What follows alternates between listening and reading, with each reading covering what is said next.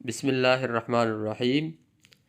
بچوں کو نظر لگنا بالکل عام سی بات ہے، اور پیارے نبی کریم صلی اللہ علیہ وسلم فرمایا کہ نظر لگنا برحق ہے، یعنی عام طور پر نظر لگ جاتی ہے۔ لہذا جب اس طرح نظر لگے تو ہمیں پیارے نبی کریم صلی اللہ علیہ وسلم کے فرمائے ہوئے کلمات کا سہارا لینا چاہیے اور ان کو پڑھنا چاہیے جو انہوں نے اپنے سب سے پیارے نواسوں کے لیے پڑھے، حضرت حسن اور حسین رضی اللہ عنہما کے لیے پڑھے۔ تو ہم کیوں غافل ہو جاتے ہیں؟ ہمیں اپنے اوپر اعتماد کر کے، اللہ پر بھروسہ کر کے، پورے یقین کے ساتھ جب ہم ان کلمات کو اپنے بچوں کے لیے پڑھیں گے تو یقیناً اللہ رب العزت شفا اسی طرح عطا فرمائیں گے جس طرح پیارے نبی کریم صلی اللہ علیہ وسلم پڑھتے تھے اور حضرت حسن اور حسین رضی اللہ عنہما کو شفا ہوتی تھی۔ شرط یقین ہے، شرط اللہ پر بھروسہ ہے۔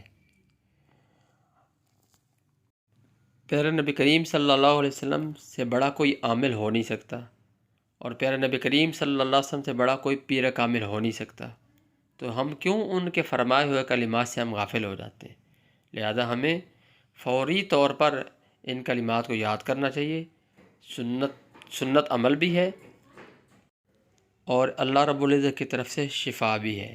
اللہ تعالی ہمیں پیارے نبی کریم صلی اللہ علیہ وسلم کی ایک ایک ادا کو اور ایک ایک دعا کو یاد کرنے کی، عمل میں لانے کی، آگے دوسروں تک پہنچانے کی توفیق عطا فرمائے۔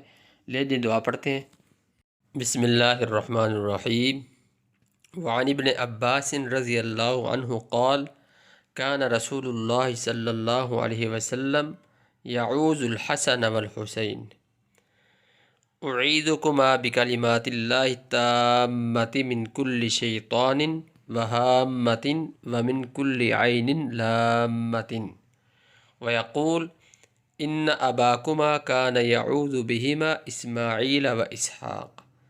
ترجمہ: حضرت ابن عباس رضی اللہ عنہ بیان کرتے ہیں کہ رسول اللہ صلی اللہ علیہ وسلم حضرت حسن و حضرت حسین رضی اللہ عنہما کو ان کلمات کے ساتھ اللہ کی پناہ میں دیتے تھے۔ ان کلمات کا ترجمہ یہ ہے: میں اللہ کے کلمات تامہ کے ذریعے ہر شیطان، زہریلے جانور اور ہر ضرر رساں نظر کے شر سے تمہیں بچاتا ہوں۔